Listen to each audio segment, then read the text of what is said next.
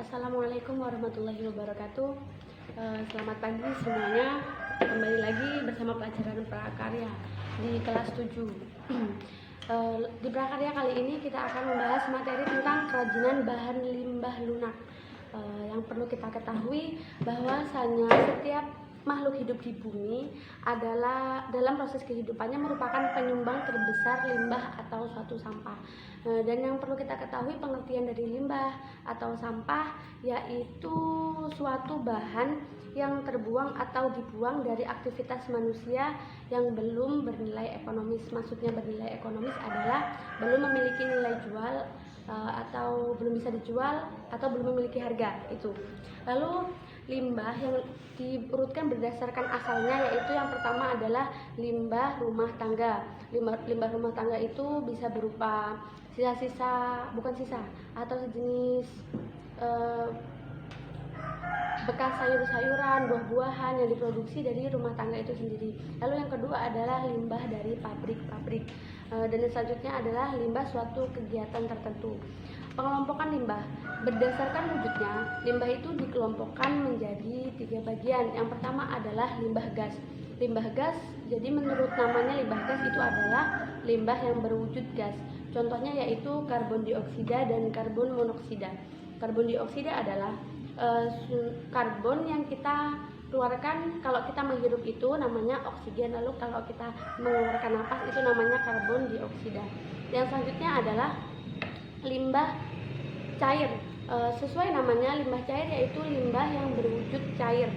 Di situ contohnya adalah seperti air bekas cucian, air rembesan AC, air bekas cuci piring dan lain-lain. Itu merupakan contoh dari limbah cair. Dan yang terakhir adalah limbah padat. Sesuai namanya berarti limbah yang berwujud padat.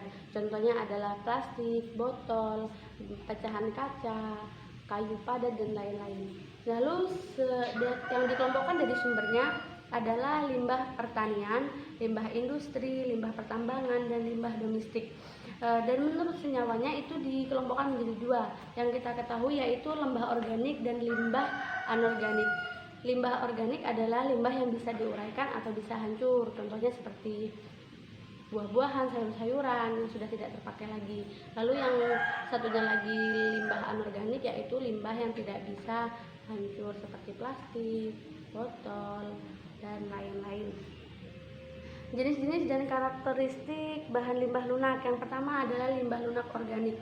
Itu contohnya seperti daun-daunan, kulit buah, batang tumbuhan, kulit jagung, dan lain-lain.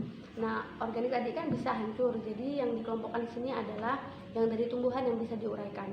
Lalu yang selanjutnya adalah limbah lunak anorganik. Yaitu contohnya plastik, kain perca, dan lain-lain. Pengolahan bahan limbah lunak itu terdapat 3 prinsip, yaitu yang pertama pengurangan, menggunakan kembali, dan satunya lagi pendaur ulang. Maksudnya pengurangan yaitu kita menggunakan suatu barang atau produk itu kalau bisa menggunakan limbah yang dia itu tidak bersifat sulit hancur. Kita menggunakan yang mudah hancur. Atau kita bisa, contohnya itu kalau kita membeli suatu mungkin sabun cair, itu kita membeli refillnya saja. Nah, itu jangan menggunakan yang sudah digunakan tidak bisa habis lalu dibuang seperti itu, tidak.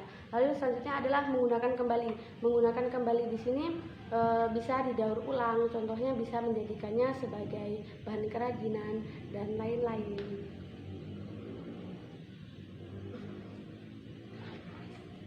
Oke, cukup sekian dari Ibu akhiri. Wassalamualaikum warahmatullahi wabarakatuh.